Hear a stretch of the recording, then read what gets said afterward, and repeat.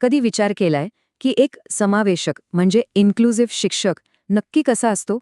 म्हणजे त्यांच्यात असे कोणते खास गुण किंवा कौशल्य असतात जे त्यांना खऱ्या अर्थाने समावेशक बनवतात? चला, आज आपण हेच जाणून घेणार आहोत. तर सुरुवातच करूया एका खूप महत्वाच्या विचाराने. हे वाक्य बघा, शिक्षण प्रणालीची गुणवत्ता तिच्या शिक्षकांच्या गुणवत्तेपेक्षा जास्त असू शकत नाही. किती खरं आहे नाही का? म्हणजे सिस्टम कितीही चांगली असली तरी जर शिक्षकच चांगले नसतील तर त्या सिस्टमचा काहीच उपयोग नाही. सगळा पाया शिक्षकांवरच अवलंबून असतो. बरं, मग आपण समावेशक शिक्षक असं म्हणतो, तेव्हा त्याचा नेमका अर्थ काय होतो? म्हणजे एका क्लासरूममध्ये इन्क्लुझिव्ह असणं म्हणजे काय? चला, हेच समजून घेऊया. तर याची व्याख्या अशी आहे, समावेशक शिक्षक म्हणजे असा शिक्षक जो प्रत्येक मुलाच्या म्हणजे सगळ्या मुलांच्या गरजांकडे लक्ष देतो. इथे एक गोष्ट लक्षात घ्यायला हवी, हे फक्त दिव्यांग मुलांबद्दल नाहीये. तर वर्गात जे थोडे हळू शिकतात, जे अभ्यासात मागे आहेत किंवा अगदी जे खूप हुशार आहेत, सगळ्यांवर सारखंच लक्ष दिलं जातं. थोडक्यात काय, तर प्रत्येक मूल महत्वाचं आहे. आता हे सगळं सुरू कुठून होतं तर शिक्षकाच्या मानसिकतेतून. त्यांचा दृष्टिकोन कसा आहे यावर सगळं अवलंबून असतं. चला तर मग बघूया की ही पायाभूत मानसिकता नक्की असते तरी कशी.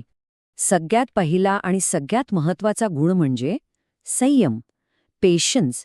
कारण बघा, समावेशक वर्गात प्रत्येक मुलाची शिकण्याची गती वेगळी असते. कुणी लवकर शिकतं, कुणी हळू. मग अशा वेळी एखाद्या मुलाने एकच प्रश्न 10 वेळा किंवा अगदी 20 वेळा जरी विचारला, तरीही तेवढ्याच शांतपणे उत्तर देण्याची तयारी हवी. याच्याशिवाय तर हे शक्यच नाही. आणि दुसरी गोष्ट म्हणजे सकारात्मक दृष्टिकोन. विचार करा, ज्या मुलांना शिकायला जड जातं त्यांच्यासाठी एखादं छोटंसं कामसुद्धा डोंगराएवढं वाटू शकतं, बरोबर? इथेच शिक्षकाचा रोल खूप महत्वाचा ठरतो. मुलांना अरे तू हे नक्की करू शकतोस असा विश्वास देणं, त्यांना धीर देणं, हे सगळं त्यांचा आत्मविश्वास वाढवतं. आणि मग येतं समर्पण. म्हणजे काय, तर प्रत्येक मुलाला समजून घेणं, त्याची ताकद काय आहे, त्याला कुठे अडचण येतेय, हे जाणून घेतल्याशिवाय शिक्षक त्याला मदत कशी करणार? आणि हे समजून घेण्यासाठी काय लागतं, तर विद्यार्थ्यांबरोबर वेळ घालवण्याची तयारी. हेच तर खरं डेडिकेशन आहे. ठीक आहे, तर ही झाली मानसिकता, म्हणजे मनात काय असायला हवं ते. पण फक्त मनात असून भागत नाही, बरोबर?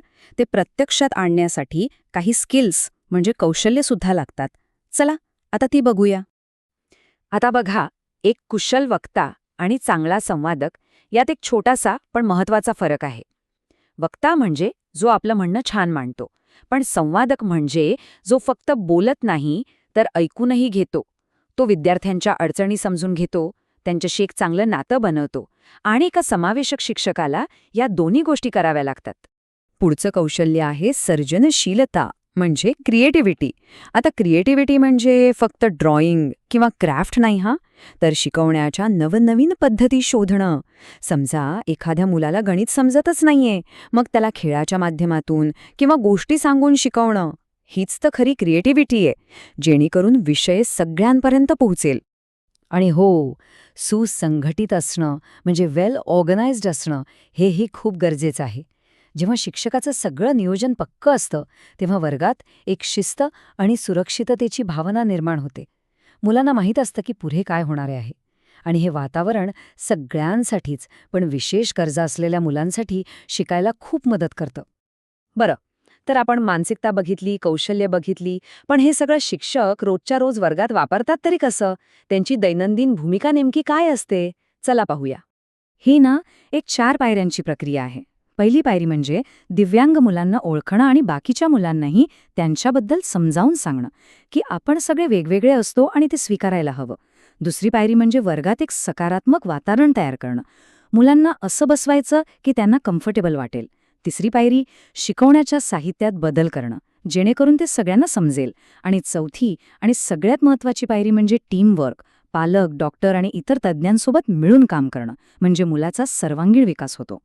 हे सगळं केल्यावर या सगळ्या मेहनतीचं फळ काय मिळतं? म्हणजे या समावेशक शिक्षणाचा अंतिम ध्येय तरी काय आहे? आपण त्याबद्दल बोलूया. तर याचं उत्तर आहे, एक असा क्लासरूम तयार होतो जिथे प्रत्येक मुलाला त्याच्या क्षमता काही असल्या तरी असं वाटतं की त्याला पूर्ण पाठिंबा आहे, त्याला किंमत दिली जातीये आणि तो सुद्धा यशस्वी होऊ शकतो. ही भावना निर्माण करणं हेच अंतिम ध्येय आहे. आता जाता जाता एक शेवटचा प्रश्न जो विचार करायला लावणारा आहे. आपण स्किल्सबद्दल बोललो, टेक्निक्सबद्दल बोललो, हे सगळं महत्त्वाचं आहेच. पण या सगळ्याच्या पलीकडे असा कोणता एक मानवी गुण असेल जो एका शिक्षकाला खऱ्या अर्थाने समावेशक बनवतो? जरा विचार करा यावर.